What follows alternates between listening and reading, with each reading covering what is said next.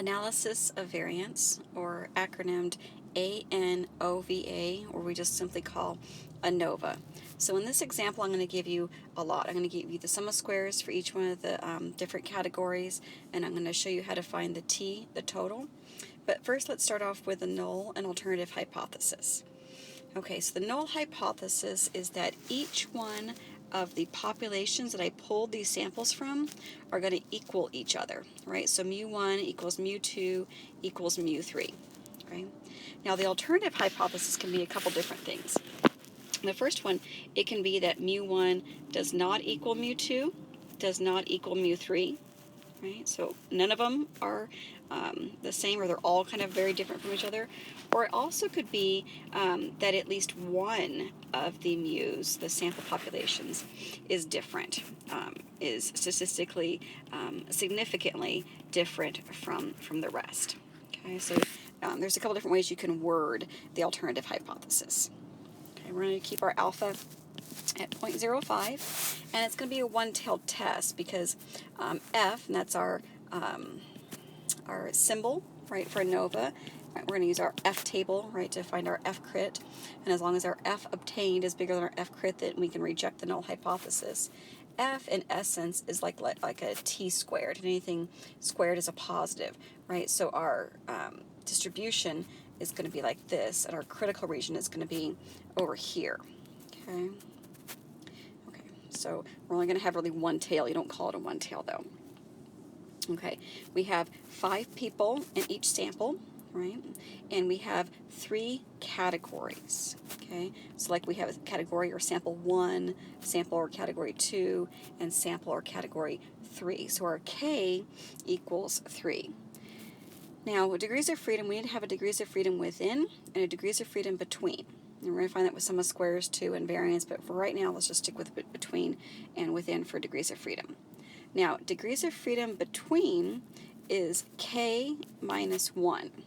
Okay, so in our example here, we have 3 groups minus 1, so our DFB equals 2. Now, DFW is N minus 1, but N minus 1 for each category, right? Or in this case, 4 plus 4 plus 4 gives me degrees of freedom within of 12. Okay, so I have a degrees of freedom, we would say it as 2 and 12. Now, if you get at your F table or your analysis of variance, finding your critical value of F, right, your ANOVA table, you can see that if I have a degrees of freedom between of 2 and within of 12, and my alpha level set at 0.05, I have an F crit set at 3.88, right? So this one right here is 3.88. I'm hoping that if we're going to reject that null hypothesis, our F obtained is going to fall somewhere greater than 3.88. Right? Okay. Okay, now to find T, we just add up all the raw scores for each category. So for T1, if you will, right, we're going to add up 0 and 4 and 0 and 1 and 0. So our T for group 1, or sample 1, is 5. And I do that for each one of the categories. So I have 25 in the second group, and I have 30 in the third group. Now you can find the sum of squares by finding your usual normal sum of squares formula. But for this one, I'm going to give you the sum of squares, right? So 12, 20, and 14. Now, another symbol or letter you need to be aware of is G. Now, I was taught sum of T, but G is basically sum of T, right? Meaning you take all the T's, all of these, and you add them up, right? So if I take 25 and 30 and 5 and I add them together, well, I get 60. So in this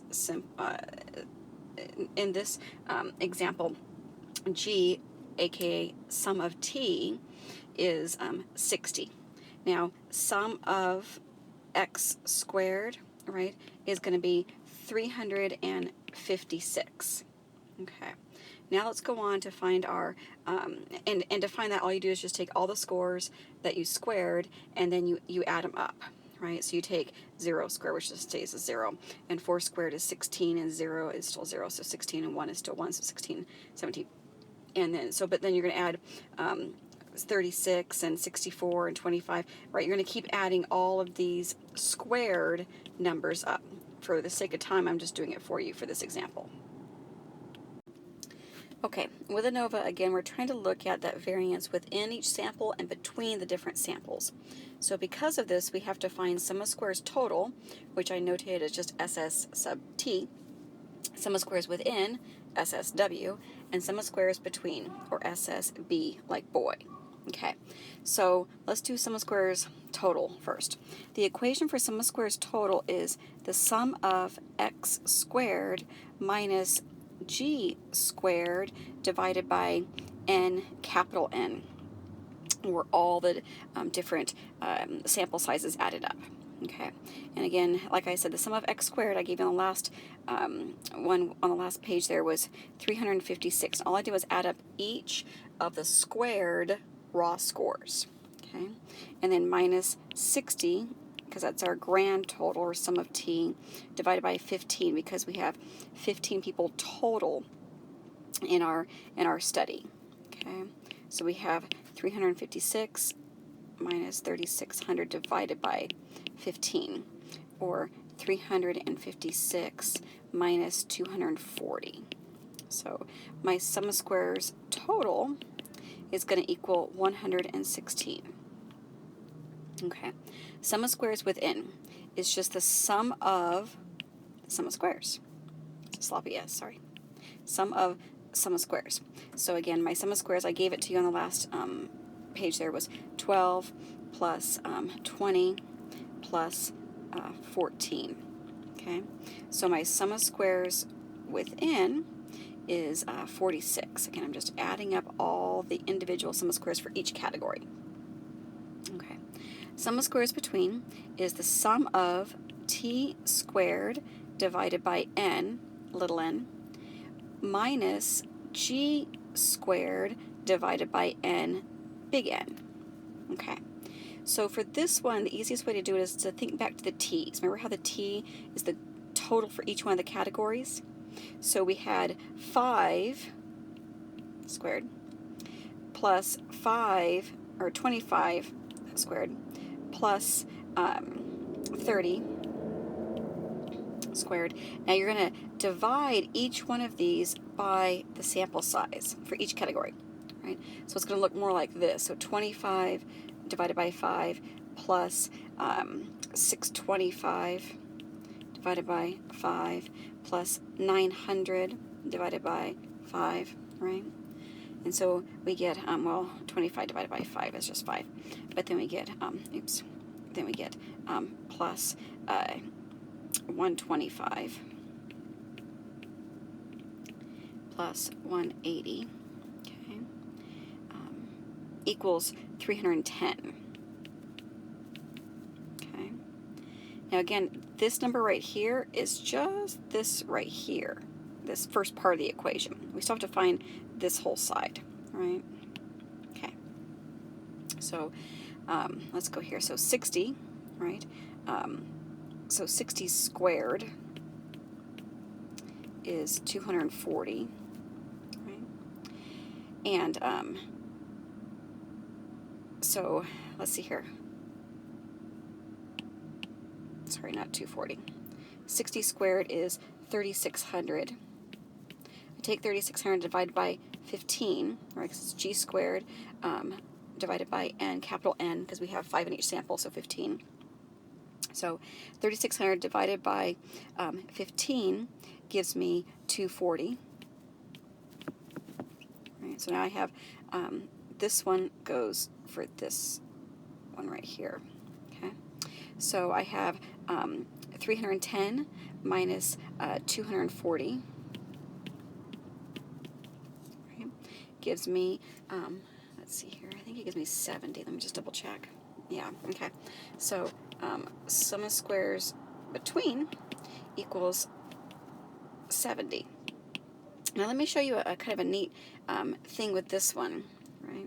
It's a bad 70. I can't make it. It's not working. Okay, sum of squares 70.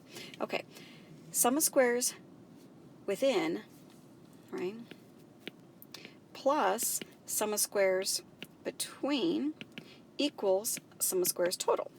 So if I know 2 of the 3 bits, I can find the third part of it, right? So if my sum of squares within was 3 and my sum of squares between was 7, my sum of squares total is 10. And you can double check this, right? So 46 plus 70 should equal 116. So that's kind of a neat way to do it. So if you know your sum of squares within and your sum of squares between, you can just add them together. So again, 70 plus 46 gives me the 116. Also, if you know sum of squares total, 116, and say you know sum of squares within, 46, well then you know that the sum of squares between is 70. You don't have to do that third equation. It's kind of neat. Okay, so let's do degrees of freedom. So we'll kind of make this be like separate. Okay, so degrees of freedom within, we already know, right? Because we found that out on the last one, right? Oh no, we didn't. So we're going to find that one out in a second. So degrees of freedom. Let's go degrees of freedom between, because I think we had that one already. Yeah, k minus 1. So in our case, 2, right? Because 3 minus 1. We have 3 categories. 3 minus 1 is 2. And then degrees of freedom total is just them added together. Okay. And degrees of freedom total is n minus 1. Or in our case, we had, right, the 4 plus 4 plus 4, so 12. So let's see here. So degrees of freedom within is n, capital N, minus k. In our case, we had n of 15 minus k, so we have degrees of freedom of 12 for degrees of freedom within. Sorry, I misspoke on this one. So it is still n minus 1, but it would be 15 minus 1. So degrees of freedom total is 14. And again, just like with sum of squares, degrees of freedom within plus degrees of freedom between equals degrees of freedom total. So if you know one, or if you know 2 of them, you can always find the third one, which is really kind of neat. Okay, so MS is the symbol we use for variance when we're running a statistical analysis for ANOVA. Okay, and the same thing like with sum of squares and degrees of freedom, MSB just is shorthand for MS, or variance between the samples, and MSW is the symbol we use for variance within, or MS within. So we don't have to write out the full words between and within, we just do B or W. Okay, so MSB equals sum of squares B divided by degrees of freedom B, or the sum of squares between the groups divided by degrees of freedom for the different groups. Okay, so we already know our sum of squares between, because we found that on the last one was 70, right? So 70 divided by the degrees of freedom between was 2. So we know that MSB, or the variance between the 3 groups, is 35. And then variance, or MSW, is sum of squares W divided by degrees of freedom W, or within. In this case, 46 divided by 12. And so our MSW equals 3.83. Okay.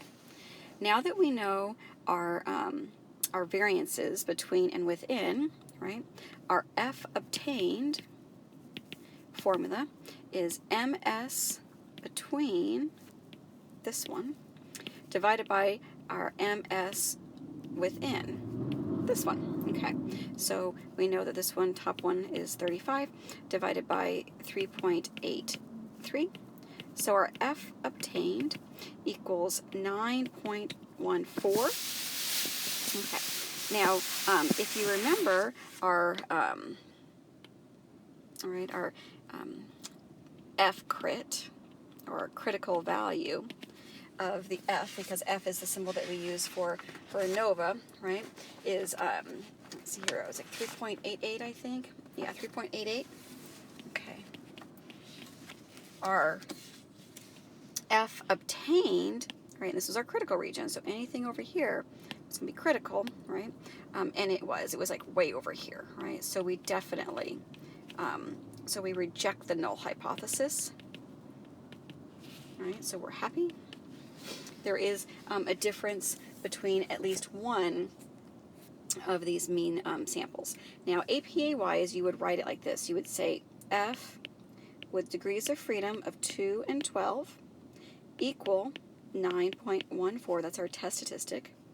And because we rejected it, it's a p-value of less than 0.05.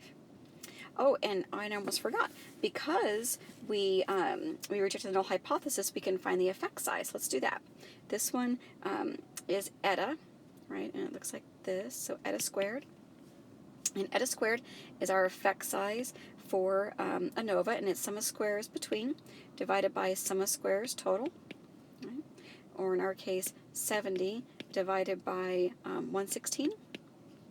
So our eta squared is 0.603, okay? Which is pretty big. It means that one of them really is a lot bigger. So we'll put this in here for our eta squared there, 0.6.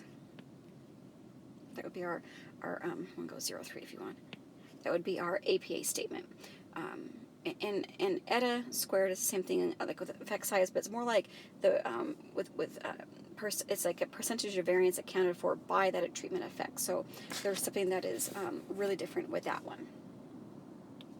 Okay, like I mentioned in the PowerPoint that goes along with this one, finding an ANOVA, rejecting that null hypothesis, is like an omnibus answer, right? It doesn't say which one is drastically different than the rest. It just says that yes, there is a difference between at least one of them. So to find out which one is the culprit, is the one that's really different, you have to find which one is honestly significantly different from the rest. So we're going to use HSD. And HSD, let's see here, the equation for that one is Q times the square root of variance for the within, right, divided by the sample size. Okay, and you can find Q on the Q table, and there's a separate video on how to use that table.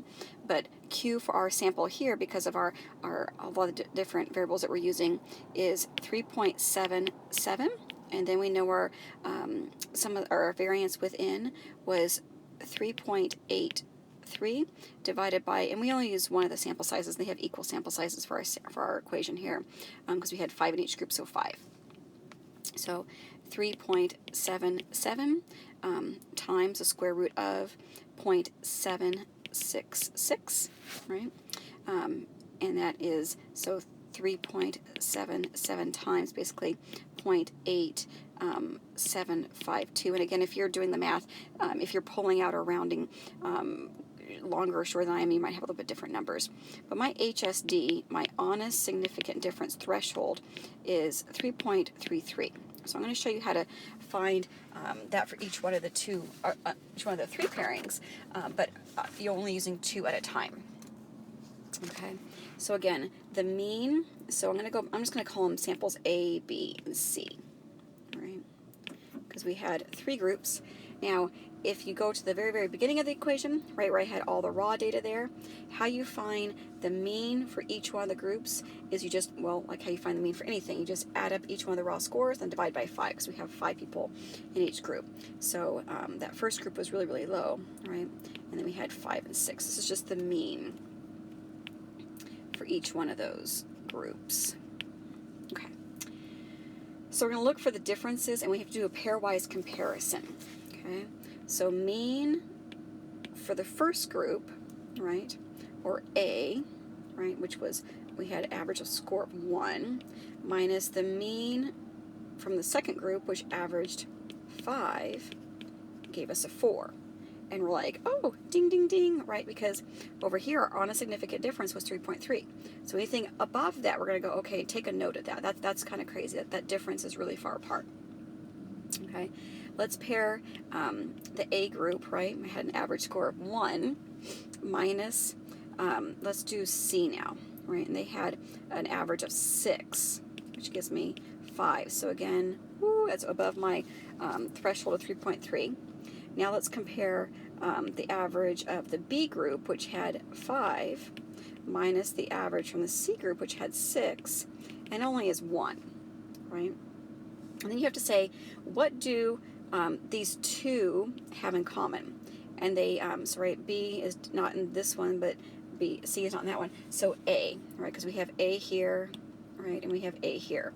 So what you would say is the sample group that was in the A section or the A category is the culprit, is the one that is honestly significantly different than the other two. Because again, with ANOVA, it just gives you an omnibus answer. It does not really say like which one.